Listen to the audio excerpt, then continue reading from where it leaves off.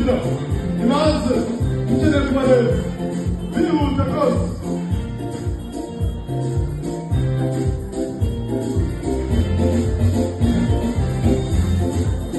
Rwose harimo abayobozi bafite bavuga ati bihute.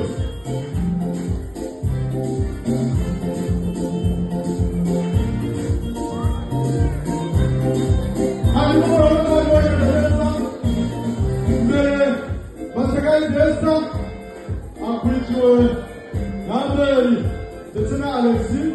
Urabona ko bafite ingeri zitandukanye. Abari inyuma yabo ni abageni bacu bagiye guhabwa inshingano. Uko bireba ibintu bigiye guhabwa inshingano ntabwo bagiye kwambara, bagiye guhabwa inshingano.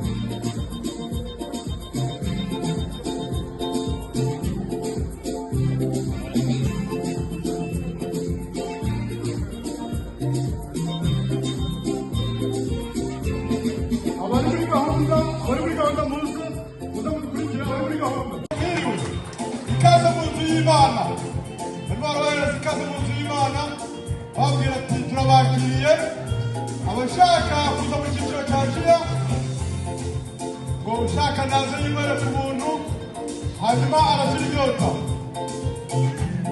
Baba bagendera kuri gahunda bakurikiza ibyo umuyobozi wabo ababwiye.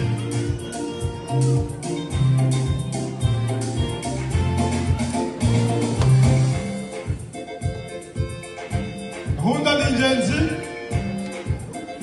rwose. Abumvira ko Mateo tugira aho kubaha no kumvira rwose abari ikintu cy'ingenzi kugendera kuri gahunda.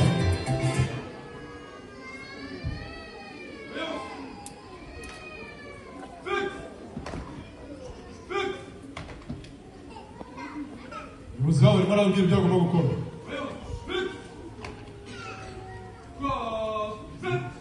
Nubwo ari abayobozi ariko barumvira.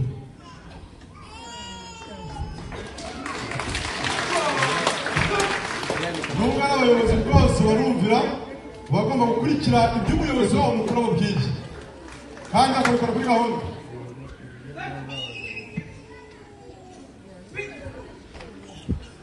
Kandi buri wese afite icyo agomba gukora. Umurimo w'Imana nta kigwari, nta n'umuntu utarahawe ubutumwa. Buri wese afite ubutumwa yahawe. Hari usenga, hari uririmba, hari ubwiriza, hari uwigisha. Iyo mirimo yose turayifite.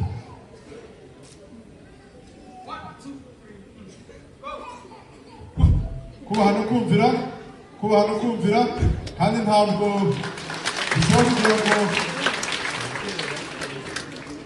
iyo wahamagawe ugomba gukora kuri gahunda. Gahunda ni ingenzi.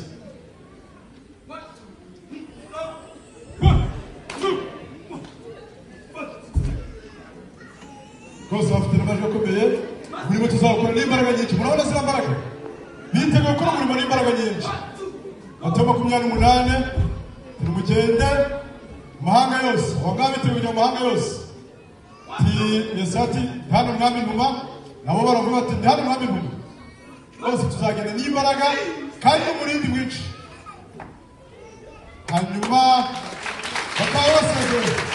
Barakoze cyane abayobozi bacu, barakoze cyane abayobozi bacu, batweretse uburyo umurimo tugomba kuwukora n'imbaraga. Hanyuma nawe mugiye kunyereka imbaraga zanyu, mugiye kunyereka imbaraga zanyu. Viens toujours. Hanyuma bahaguruke. Fideli, wakongera hano imbere.